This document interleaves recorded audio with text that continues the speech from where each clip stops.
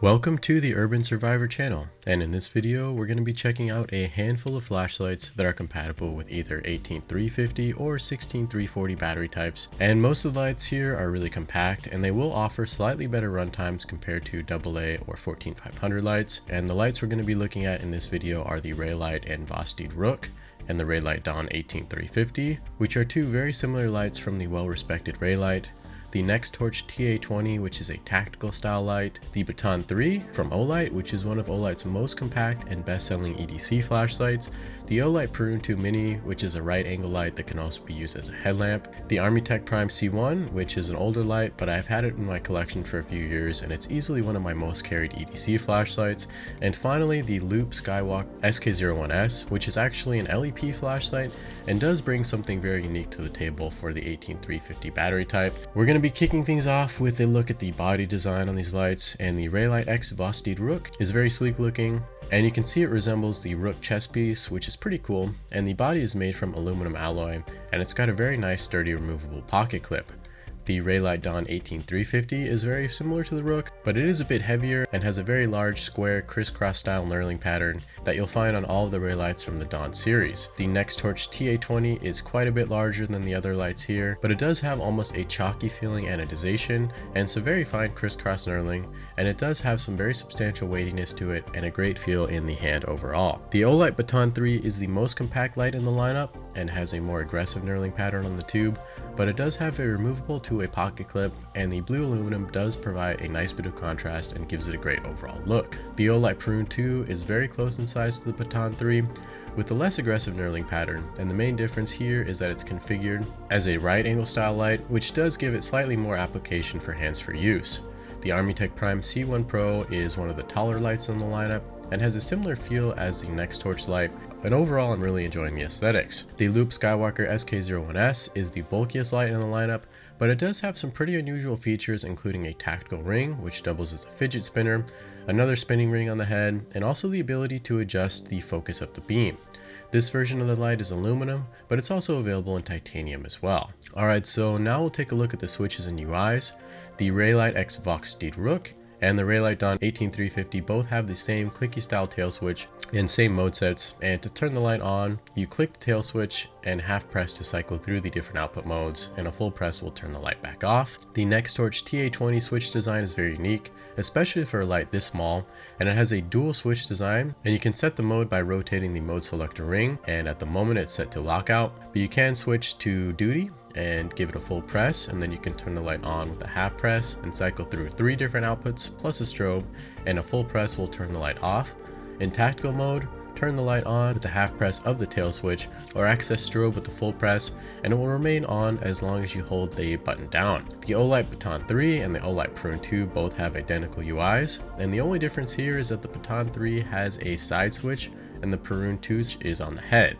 From the off position, pressing and holding will enter moon mode. Holding it will cycle you upwards through 3 different output modes, and a double press will bring you to turbo mode on the Baton 3, and on the Prune 2 that double press will bring you to the red mode. The ArmyTek Prime C1 Pro has a nice bright yellow side switch with a moonlight mode that can be accessed by pressing and holding the switch, 3 primary modes which can be cycled through by holding down the switch, and a turbo mode that can be accessed with a double click. The Loop Skywalker SK01S has a tail switch with a moon mode that can be accessed by pressing and holding, 2 primary modes that you can cycle between by holding the power button down, a turbo mode which can be accessed with a double click, and a strobe mode which can be accessed with a triple click. All of these lights come with batteries, and the Rook comes with an 1100 mAh 18350 with a USB-C port for charging. The Dawn comes with an unbranded NCR 18350, and there's no charging port on the battery or the light, so you will need your own dedicated charger. The TA20 runs on a 16340 battery, and this one has an 800 mAh capacity and a USB-C port.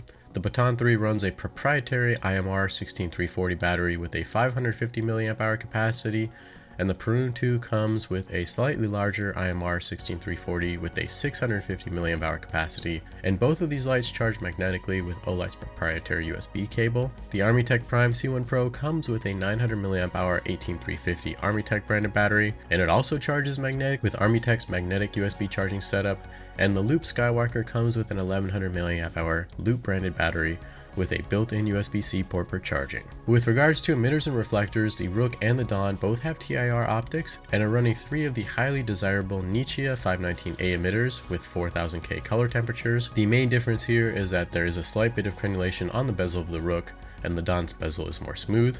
The TA20 has a very robust glass breaking bezel with nano ceramic balls and an aluminum style reflector with an OSRAM P9 emitter. The Baton 3 has TIR optics and a high performance cool white emitter, and the Perun 2 also has TIR optics and both a high performance cool white emitter and red emitters as well. The ArmyTek Prime C1 Pro comes with a warm Cree XPL emitter and TIR optics, and the Loop Skywalker is a shine through style LEP with an adjustable focus and a 20-watt LEP module. Now we're going to take a look at some turbo beam shots, and we'll start off with the ReyLight Exhausted Rook and the ReyLight Dawn 18350, which have the same performance specs, and this one has a max output of around 1800 lumens. It has a relatively wide beam angle and an evenly diffused hotspot, which really has no distinction to it, and it doesn't have a great range, but it is going to be very well suited for close range use if you need to illuminate wider areas. 4000K is a really nice color temperature, and this one's going to be very easy and calming on your eyes for extended periods of time.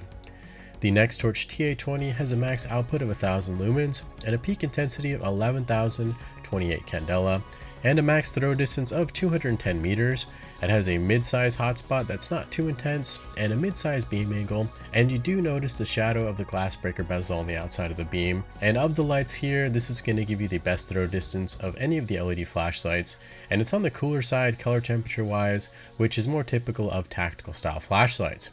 The Olight Baton 3 has a max output of 1200 lumens and a peak intensity of 6889 candela with a throw distance of 166 meters. This is another cooler temperature light, and the hotspot is relatively intense and well defined, and it has a nice wide floody beam profile. So it's a really nice hybrid style, which is useful for providing a bit of up-close wide illumination and also relatively good mid-range performance as well. The Olight Perun 2 has a max output of 1100 lumens, a peak intensity of 5950 candela, and a max throw distance of 150 meters, and the performance is quite similar to what we saw with the Baton 3, with a cooler temperature with a relatively intense hotspot paired with a wide flood style beam angle.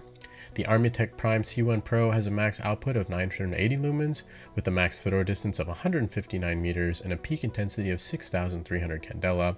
This is a nice warm light, and the beam profile reminds me more of the NexTorch TA20, though it's slightly less intense and the beam angle is a little bit wider. The Loop Skywalker SK01S has a max output of 920 lumens, a peak intensity of 640,000 candela, and a max throw distance of about 1600 meters when the beam is fully focused. Being able to adjust back and forth between a flood and spot style beam is a pretty cool feature, and there isn't anything else quite like this on the market. Thanks so much for watching, and if you enjoyed the video, be sure to give it a thumbs up, and if you want to learn more about any of these lights, you can find a link down below in the description.